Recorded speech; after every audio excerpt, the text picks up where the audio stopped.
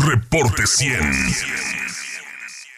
Y es tiempo de la mesa de los lunes. Remy Martínez, ¿cómo estás? Buenos días. Muy buenos días, Juan Carlos, ¿cómo están todos? Jesús Ramón Díaz, gracias por estar aquí con nosotros. Gracias Jesús. a ti, Juan Carlos, buenos días. Mario Campa, gracias por estar aquí con nosotros. Muy buen día, Juan Carlos. Remy, pues Remy es militante del PRI, Mario Campa es simpatizante de Morena y Jesús Ramón Díaz es militante del PAN. Y entre los tres panelistas de esta mañana, dos son egresados del ITAM, ¿no? Tú estudiaste en el ITAM, Mario. Sí, estudié Economía y Ciencia Política más o menos del 2006 al 2011. Sí, y Remy, tú estudiaste en el ITAM. Sí, la maestría en Políticas Públicas, del Sí. 96 al 98. Hay un paro activo en el ITAM porque estudiantes aseveran que 3 jóvenes se han suicidado en este semestre en el ITAM por que no aguantaron la carga académica y las exigencias del ITAM. Sí, digo, el foco de atención es principalmente en dos carreras, ¿no? De acuerdo al pliego petitorio de los estudiantes, que es Derecho y Economía. Son carreras donde, la verdad, pues sí, muy exigentes. El ITAM se distingue por cierta excelencia académica y aquí parece que está relacionado a cómo se aplican ciertos exámenes por departamento. Sí. Ahora, hay un pliego petitorio de 10 puntos que exigen los estudiantes y hay ya también una respuesta del rector que se reunió con los estudiantes durante 5 horas el viernes y hay 7 puntos, entre ellos pues la presencia de un psicólogo de planta completa, de tiempo completo. Aquí lo que está en cuestión es la salud mental de los estudiantes, ¿no? Es un tema delicado en todo el mundo y en particular aquí no se está, creo yo, acusando necesariamente, aunque sí hay cierto foco de atención sobre ciertos profesores, pero no se está acusando tanto de que la universidad sea responsable de esto, sino de que no tenga los mecanismos diseñados de denuncia y además de atención a la salud mental. Sí. Yo además también de estar en el ITAM estudié afortunadamente un posgrado en Estados Unidos y te puedo decir que ya muchas de las universidades tienen psicólogos de tiempo completo, tienen programas de mentoría, tienen buenas instalaciones para que los estudiantes puedan conservar su salud física también, su bienestar. Y el ITAM no tiene nada de esto, entonces yo creo que es una tendencia mundial en la cual el ITAM no es ajeno, ¿no? Sí, ¿se les pasa la mano en el ITAM, Remy? En el ITAM yo creo que es una escuela donde también tuve la oportunidad de estar ahí de tiempo completo y fue una gran oportunidad para mí. Es una escuela, como bien lo menciona Mario, de excelencia o que busca la excelencia académica de sus egresados. Sí es un ambiente bastante exigente, los maestros son maestros que han estudiado en diferentes partes del mundo, que traen la experiencia hacia sus alumnos mexicanos en estas universidades, pero yo creo que el punto relevante, yo también tuve la oportunidad de ser maestro, ¿no? Ya después pude regresar como maestro en el ITAM, al menos en una parte que tenía que ver con la preparación de tesis y eso. Y reconozco el estrés y el esfuerzo de los alumnos y también el papel que los maestros pueden tener sobre ellos. Y aquí es un llamado muy importante, sobre todo aquellos que son profesores en diferentes escuelas, que pueden identificar claramente los buenos cuadros, ¿no? Los grandes estudiantes, los jóvenes, pero también pueden encontrar algunos alumnos que tienen dificultades. Y yo creo que aquellos maestros, aunque sean de cátedra o sean de tiempo completo, tienen la oportunidad de identificarlos y de llamarlos, porque sí, en efecto, lo fundamental, lo sustantivo es la preparación académica, pero sí también el bienestar de los alumnos es una parte muy importante. Yo creo que el ITAM sabrá reaccionar como reacciona a todo lo que ha pasado. Creo que ya nombraron a un nuevo director de asuntos estudiantiles, Horacio Vives, que estaba relacionado al mismo departamento. Se accionó, fue transparente respecto al problema, lo atendió de frente el rector Arturo Fernández, pero eso también va para todas las universidades y en un ambiente donde los jóvenes de hoy en día son sujetos a un estrés no solamente académico, sino también social muy importante a través de lo que ya se ha platicado muchísimo de redes sociales y de otro tipo de situaciones que hay que tenerle ahí.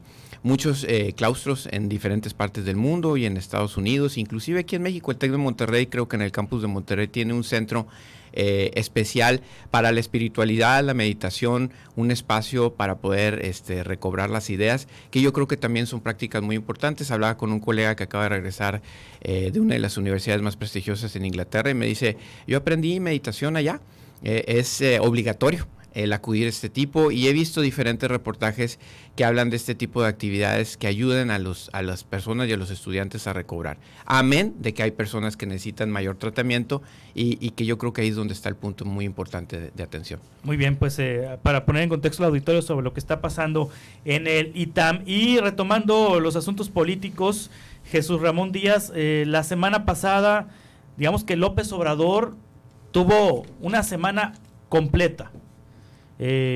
Logró que le sellara Estados Unidos y Canadá el Tratado de Libre Comercio. Se reunió con el fiscal de los Estados Unidos, William Barr, y al día siguiente detienen a Genaro García Luna en los Estados Unidos, secretario de Seguridad de uno de los críticos más fuertes del régimen actual, el expresidente Felipe Calderón. Se fue Evo Morales del país, ya no está Evo Morales en el país. Y bueno, pues semana redonda para el presidente López Obrador. ¿Cómo lo analizas tú? Déjame decirte antes que nada que desde el punto de vista del PAN, el pactar con el crimen organizado de ninguna manera está en nuestros principios. Nuestra proyección de principios nunca dice que como panista debes de pactar con alguna facción del crimen organizado. Al contrario, nos habla de la aplicación de la ley, de la estricta aplicación de la ley para fortalecer el Estado de Derecho, ¿no? Yo parto de este comentario. Evidentemente hay mucha bruma al sentido de las declaraciones de Estados Unidos. Y también déjame decirte algo muy importante. Estas averiguaciones deben de llegar hasta sus últimas consecuencias. Caiga quien caiga, que la detención de Genaro García Luna sirva para hacer una limpia de casa como ocupamos los mexicanos, del gobierno de Felipe Calderón, del de Fox, del de Peña Nieto, ¿no? Y de este gobierno también. Y hay que señalarlo, el de Estados Unidos, que en los últimos años siempre ha estado encaminado o siempre ha estado acompañando las estrategias de seguridad. Sí. Que la detención de García Luna no sea un pretexto para que este gobierno mexicano se lave las manos o rehuya de su responsabilidad de dar resultados en el tema de seguridad. ¿Nulifica a Felipe Calderón esta detención? Es decir, como opositor visible al presidente Andrés Manuel López Obrador. Sin duda alguna es un golpe a la figura de Felipe Calderón, pero que esto, como te digo, no se retome por el gobierno mexicano para lavarse las manos, porque por más que diga López Obrador que la guerra contra el narco se acabó, yo sigo viendo en las portadas de los periódicos, yo sigo viendo en los medios de comunicación ejecuciones, sigo viendo grupos armados que atacan pueblos, las mismas noticias. Es decir, los mexicanos sentimos más inseguros inclusive que antes, Entonces, sí. En este sentido, pues habría que revisar que esta estrategia de seguridad no está funcionando como se nos está diciendo. Sí, Mario Campa. Yo sí creo que es la semana más importante para López Obrador en lo que va hasta ahora de su corto sexenio, ¿no? Decía Antonio Gramsci que los hombres están solo barnizados de civilización y en cuanto se les rasca aparece inmediatamente la piel del lobo. Lo que son las cosas, García Luna y Medina Mora se reunieron 2 meses antes del operativo Michoacán de Calderón con la gente de la DEA y ahí se decidió lanzar el error de política pública quizá más grande en la historia de México, que es la guerra al narco, ¿no? Ahora García Luna pues está acusado en Estados Unidos. Esto es importante porque de cierta forma se elimina un poco esa tesis de que es una persecución de Estado, ¿no? Estados Unidos es el que está llevando a cabo la investigación, es el fiscal de Brooklyn el que la está haciendo, ¿no? Que llevó el juicio del Chapo Guzmán. Y por otro lado, Medina Mora renuncia y también está siendo investigado en el exterior, ¿no? Y sobre todo en aspectos financieros. Ambos pues son fuertemente allegados a Calderón, ¿no? Y los dos están en el banquillo de los acusados. Y a mí me parece que el relato de la mafia en el poder está pasando o está virando a ser el de la mafia en el estrado, ¿no? En el estrado de los acusados. Hay que sumar a figuras como Rosario Robles, Emilio Lozoya, el mismísimo Beltrones, que esa es una noticia también muy importante que se dio en esta semana y que aquí en Sonora puede tener incluso muchas repercusiones, ¿no? Hay que estarla vigilando. Yo creo que, como dice el país, el juicio a García Luna promete ser de alto voltaje, porque recordemos que el fiscal de Brooklyn suele hacer concesiones a cambio de nombres, ¿no? De nombres y acusaciones. Entonces, esto le puede pegar un poquito más arriba. El nombre obvio, pues Felipe Calderón, ¿no? Pero yo creo que hay que ir con calma y no hay que vender la piel del oso antes de cazarlo, ¿no? Sí, Remy Martínez, está todo conectado, es decir, está conectada la visita del fiscal de los Estados Unidos al presidente López Obrador, está conectada la detención de Genaro García Luna, está conectada la decisión de Donald Trump de no declarar a los cárteles mexicanos de terroristas, está conectada la firma del Tratado de Libre Comercio, ¿todo esto está conectado? Yo creo que más allá de esas partes coyunturales que tú mencionas, Es evidente que el tema del crimen organizado, sobre todo el tema del narcotráfico, es un tema geopolítico de vinculación regional con Estados Unidos muy fuerte. Incluso esta detención de Genaro García Luna nos habla de lo injusto y discrecional que es el trato de los Estados Unidos en el tema del crimen organizado con México. Este es un asunto que sí lo podemos ver a la luz de los eventos políticos, partidistas, muy particulares, los nombres y las personas que puede llegar, que sin duda alguna es muy importante y no lo quiero dejar de lado, no lo quiero disminuir. Pero también es la gran vulnerabilidad de nuestro país, porque Genaro García Luna durante su mandato cambió todo el modelo de seguridad en el país, dedicó recursos de los mexicanos a generar Plataforma México, a establecer un mando único, un informe unificado policial, una serie de gastos increíbles de información y para trabajar en temas de seguridad, que lo puso aparentemente, por lo que se señala, a manos de un grupo criminal.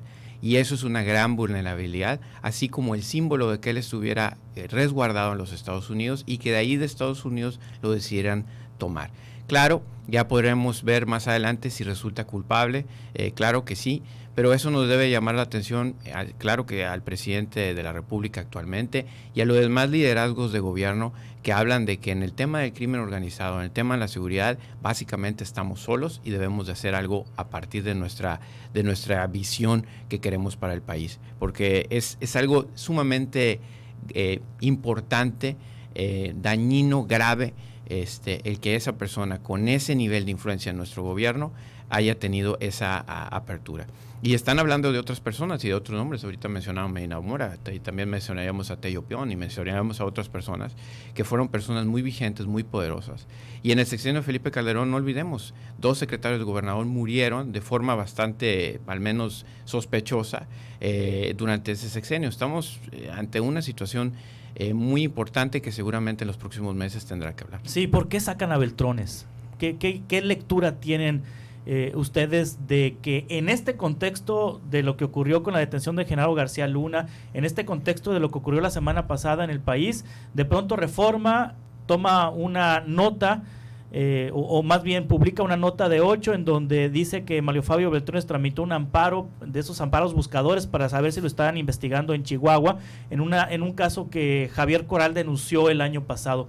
¿Por qué meten en el escenario a Beltrones? ¿Cómo lo interpretas tú, Jesús Ramón Díaz? Bueno, evidentemente esto ya era una acusación que venía caminando desde hace bastante tiempo, ¿no? Curiosamente se avivó esta semana, pero pues hay que recordar la operación de Chihuahua, Zafiro, exactamente, hay una señalización muy clara de desvío de recursos del gobierno de César Duarte de Chihuahua a las campañas políticas del 16 para los candidatos del PRI. Entonces, evidentemente, hay una investigación abierta, siempre se quedó a dudas. La verdad, pues qué bueno que se pueda investigar también y que se llegue a las últimas consecuencias, porque yo creo que debemos de tomar lo positivo en este tema, que sean los pretextos, que sea este pretexto a nivel internacional o nacional que estamos viviendo para hacer una limpieza de casa, como te digo, sea quien sea el nombre quien sea, caiga quien caiga, yo creo que es momento de poner en orden, y en eso sí, hay que darle el beneficio de la duda a este gobierno, de que pueda hacer lo que tenga que hacer para que tengamos seguridad y justicia a los mexicanos. Sí, ¿por qué Beltrones? ¿Por qué meten a la escena Beltrones, Mario Campa? Bueno, Beltrones es una figura central del priismo tradicional, ¿no? Y creo que ya nos hemos dado cuenta que además de, pues como mencionaba Lozoya, hasta Rosario Robles, hay varias figuras del gobierno anterior inmiscuidas en actos bastante opacos, y en este caso a mí no me parece que sea casualidad lo de Chihuahua. Bueno, hay que recordar que Beltrones incluso ha impuesto ciertos delegados en estados alrededor de Sonora. Baja California es uno de ellos, ¿no? Figuras muy cercanas a él fueron delegados del IMSS y otras delegaciones bastante importantes en otros estados, no únicamente en Sonora. Su red de nexos, su red de intereses se extiende hacia otros estados, y Chihuahua perfectamente puede ser uno de ellos. Por supuesto que se tiene que llevar a cabo una investigación seria. El presidente también ya dijo que eso de que el presidente esté haciendo activismo en las cortes, como lo hizo Calderón, por ejemplo, en el juicio de Florén Cassés, donde donde incluso presiona a los jueces con cartas, ¿sí? Eso ya se acabó, ¿no? Entonces, cada uno de estos acusados merece un debido juicio con todas las de la ley. Pero pues yo creo que es evidente que Beltrones tendrá que responder por sus actos. Dicen que el que nada debe, nada teme, ¿no? Y el señor pues ya está amparado.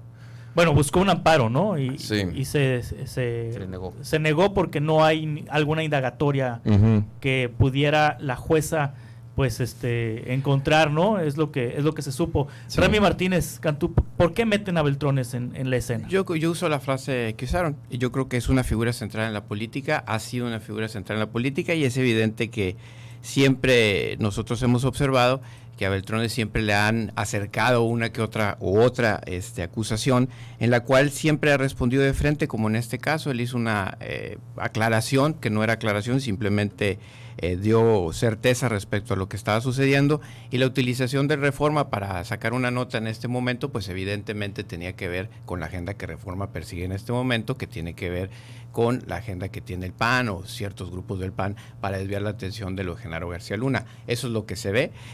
Beltrones nunca se ha escondido, ha estado siempre presente, dando la cara, y yo creo que así lo seguirá haciendo, y lo seguirá enfrentando como lo ha enfrentado en otras ocasiones. Yo así lo veo claramente, y me quedo con eso, que es una figura central de la política que yo creo que no a todo el mundo se le hace cómoda y que evidentemente tiene necesidad de atacarlo. De hecho, hace un año se publicó el reportaje de Mexicanos contra la Corrupción y la Impunidad, en donde se visibiliza el caso Chihuahua, pero también otros estados, Sonora incluido, al que este reportaje de investigación le atribuye 140 millones de pesos que habría desviado la administración de la gobernadora Claudia Pavlovich a empresas fantasma, y de esas empresas fantasma a campañas electorales del PRI en 2016.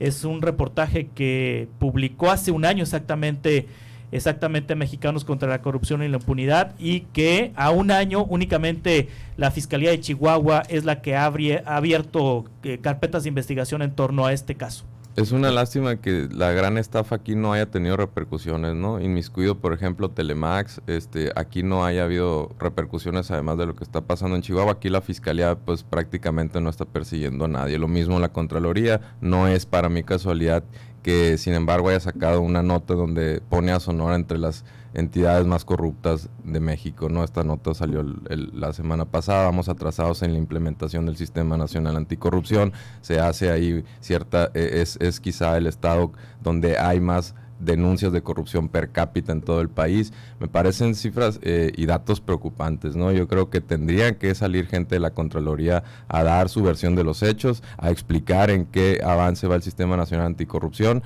y digo, no lo quiero pedir yo peras al olmo, porque no, este caso no me parece que vaya a ser investigado aquí en lo local, y pues habría que recurrir a lo federal, ¿no? Sí, yo me quedo así como con la duda con lo de las cifras o las estadísticas que maneja Mario, sobre todo pues bueno, creo que ha sido muy público el tema de las observaciones cero a nivel de uso de recursos federales en el gobierno del estado actualmente. Entonces, yo creo que habría que aclarar muy bien el tema de la información, que es diferente que el tema de la percepción, y adicionalmente de quién levanta o hace los estudios correspondientes. Yo creo que este es un tema muy importante para el país, muy importante para el Estado, el tema del uso transparente de los recursos, la parte de la honorabilidad en la parte gubernamental, y yo creo que la parte política pues siempre va a estar ahí muy presente, tratando de generar un sesgo al respecto. Yo creo que estamos en un punto importante en el país, donde estamos viendo hacia adelante y que tenemos que estar revisando todo lo que está pasando. Sí, Jesús Ramón Díaz. O eres o no eres. A mí me impresiona mucho cómo López Obrador no se acuerda de la administración de Peña Nieto, y está el caso de Zafiro, está el caso aquí de Sonora, de muchos casos de gobernadores donde no se han tocado. Tal pareciera para mí que hay cierto tipo de privilegios para los gobiernos del PRI. Y hablando de temas de seguridad nomás, con Peña Nieto se cayeron los decomisos, con Peña Nieto se acabaron las incautaciones de recursos, prácticamente se dejó en libertad el tema de una estrategia, vamos a decirlo, contra el crimen organizado, porque el crimen organizado ni se combate con balazos, ni se combate con abrazos, se debe de combatir con inteligencia, y a mí me parece mucho que ese es el gran reto que tiene este gobierno federal, que tal parece que no existió el gobierno de Peña Nieto, el recordarles la oposición, las contrapartes, de que debe ser parejo y justo, y que se exija a las administraciones del PAN, pero que también que se exija a las administraciones del PRI, que para Peña Nieto parece que no existe. Muy bien, pues les agradezco mucho que han estado con nosotros. Gracias. Remy Martínez, gracias. Mario Campa, muchas gracias. Jesús Ramón Díaz, muchas gracias. Gracias. Juan Carlos. Hasta pronto. Reporte 100.